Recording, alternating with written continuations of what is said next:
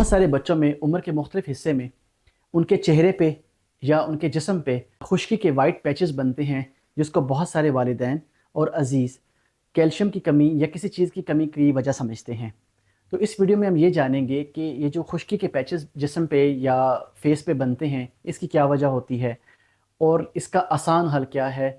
क्या ये किसी चीज़ की कमी की वजह से होता है या ये कोई और कंडीशन होती है।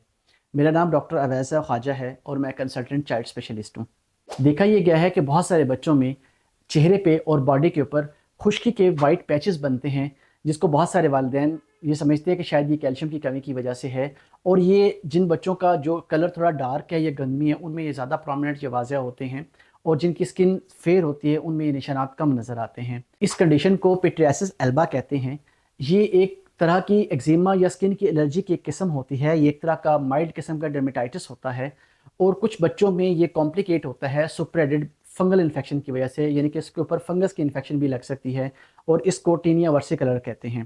पिट्रियासिस एल्बा या ये खुश्की के जो पैचेस हैं, बेसिकली ये उन बच्चों में ज़्यादा कॉमन है जिनकी स्किन ज़्यादा ड्राई रहती है, या वो बच्चे जो धूप में ज़्यादा जाते हैं, या जिनकी स्किन का कलर थोड़ा डार्क है, या इसके अलावा वो बच्चे जो मेडिकेटेड साबुन का इस्तेमाल ज़्यादा करते हैं, उन बच्चों में स्किन के पैचेस ज़्यादा बनते हैं। ये कैल्शियम की कमी की वजह से हरगिज़ नहीं होता और ना ही ये किसी विटामिन या मिनरल की कमी को ज़ाहिर करता है। इसमें कुछ एहतियातें करने की ज़रूरत होती है और ये कंडीशन खुद ब खुद ठीक हो सकती है। सबसे पहले ये है कि आप स्किन की हाइड्रेशन को अच्छा रखें, बच्चे का लिक्विड इंटेक या पानी का इस्तेमाल बढ़ा दें। उसकी वजह से भी ये पैचेस आहिस्ता आहिस्ता लाइट होते जाते हैं।